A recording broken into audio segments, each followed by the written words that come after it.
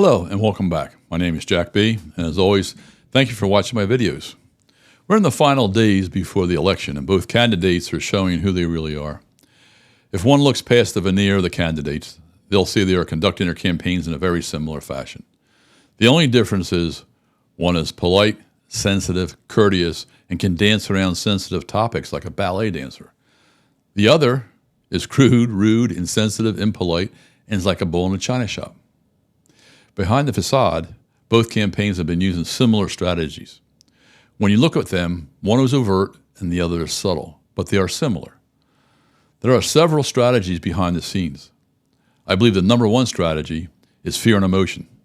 Voters do not want to lose what they have because times are hard. Each candidate is stating the other will remove your personal freedoms, make your life and environment unsafe, and increase taxes. Gender. Both sides are using words that clearly show it's female against male and vice versa. Statements that are overheard are overt and others subtle. One hears women make better decisions. Then you hear the bro vote will subjugate women. Then the women's secret vote is needed because men are trying to control women. It's all in the words. Let's not forget there's also finger pointing on both sides. It's the blame game. Did not, did to, did not. It's just so tiring. Race. Both sides are pitting one against the other. Again, some overt, others clearly subtle. It's our turn to control. It's all white anti-woke males versus woke female diversity. Both sides are clearly lying too. Of course, one side lies a heck of a lot more than the other, but in my book, one lie is just too many. About lies in general, I'm tired of hearing the current administration brag about their win to reduce prescription costs. That's another twisted lie laced with smoke and mirrors. My personal experience is that the cost of my prescription plan has doubled for 2024, and it is scheduled to go up double again in 2025. I only have one common generic prescription that doesn't cost that much in itself. My health insurance has also increased this year, and it will next year. I don't have any health issues. I consider myself to be a typical average person, and if I am an average person, then somebody's making a lot of money off people like me. The news media is useless. The news outlets do not provide help in the form of objective reporting. In the end, each news outlet is owned by a billionaire who has their own personal agenda they wish to pursue and will support the candidate that will help them the most. They all pump out snippets of a candidate's comments to manipulate the public and use as an example to support their own agenda. Briefly, on another matter, I was happy to hear that the Washington Post will no longer endorse a presidential candidate. I might be naive, but I thought, finally, we have a newspaper that will be objective and not be controlled or appear to be controlled by the owner to publish propaganda. But then I heard a lot of negative feedback about this, and I even heard about some reporters resigning. Clearly, those reporters who resigned did so because they would like to continue to endorse specific candidates for their own benefits. While newspapers may have always endorsed candidates, I don't think it's a good idea simply because there can be the appearance of biased news. I believe they should just clearly and accurately report the facts and let the people make up their own minds. Another topic is the people being chosen for key positions in the administration. RFK has always been full steam ahead, but kind of a ship without a rudder. I believe he has unsafe ideas and would not be beneficial to the people and the positions for which he is slated. But I will say he may have a purpose in the administration if he were used to monitor air pollution issues and just air pollution issues, or all pollution issues in general. Nothing else. That is a full-time position in itself. Another person who's being talked about is Musk, and his being the government's efficiency expert. That would be like putting the fox in charge of the henhouse. How can he objectively evaluate his business and financial endeavors with the government? Out of an abundance of caution and ethics, I would suggest he should not be allowed to have any input or comments on this topic at all. He is another one that does what he wants. He doesn't care about the results of his actions, what the collateral damage might be, and whether it's right or wrong. All that matters to him is that he wants to do it. Maybe he feels he can buy his way out of anything. Then there's the issue of Musk holding a top security clearance for his highly classified work for the U.S. government and U.S. military, and his numerous conversations with Putin, a sworn enemy to our form of government and our way of life.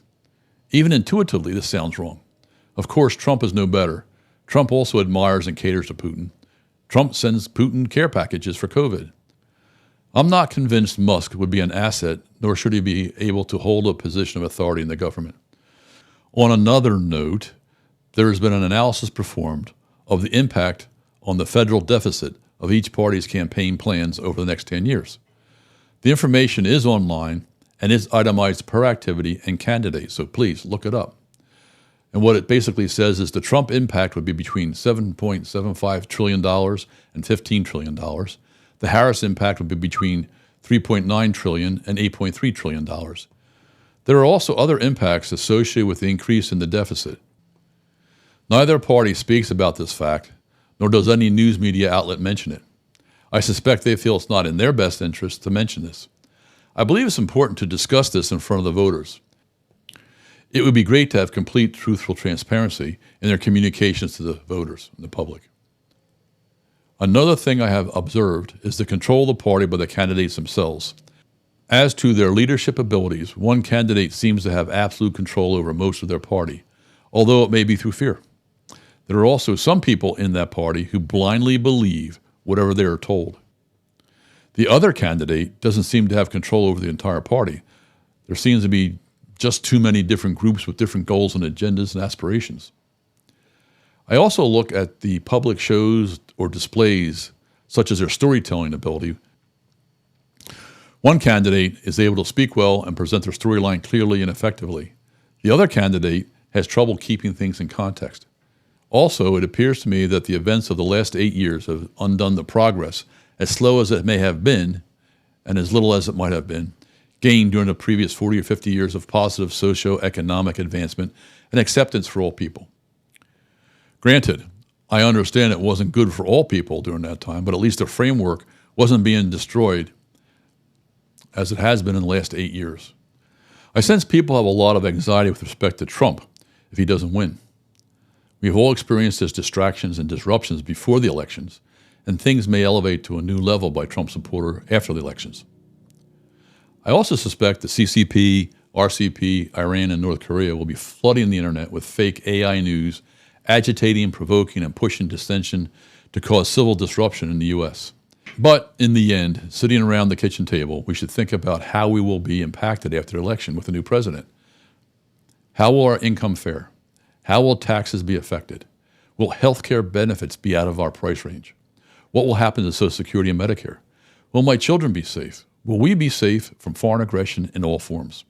We just need to make the best decision possible based upon the information in front of us. Well, these are my thoughts for today. And again, please, if you're in doubt of what I'm saying, verify the information, check it out. Thank you, and until next time, take care and be safe. Bye.